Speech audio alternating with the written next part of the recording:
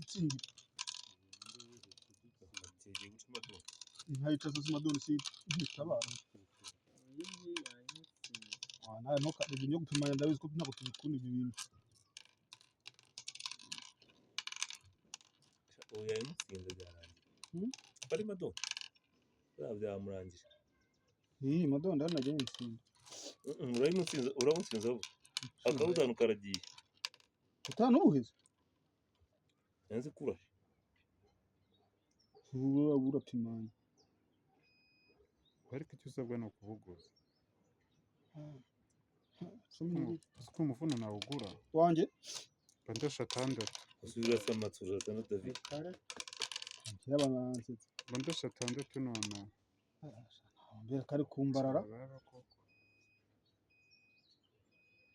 marambara nambara ikinye yicarire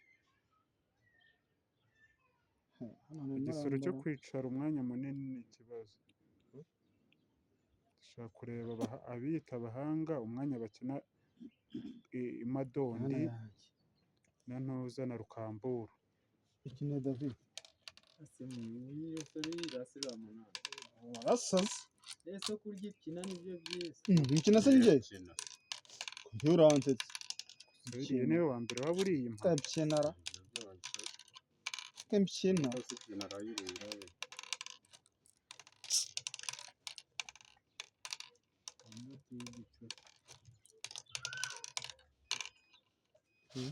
kwa muganga uziko imikino hano yakuzura cyampaye hako se mwana noneho igitego kireka cyuzura hano tu ariko ntacyo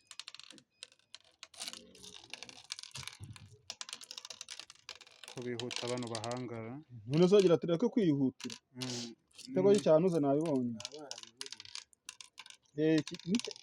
icyo yansinze kare nuko cyari kimeze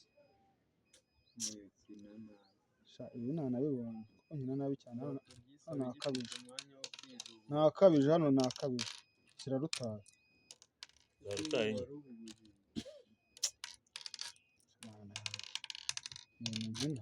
buretse hari insuri ukina oya mareke neza akakarasha arakarasa asubizayo ntarakuramo tubiri twe ntakuramo tubiri twe twenda tumwihore ntakuramo fondasi kina ngakina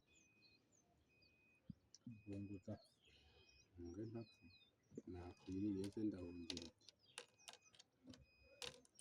wirire cyangwa urase wirasire ntabwo mu gisoro barya reka mu aje he reka njya he ukarasa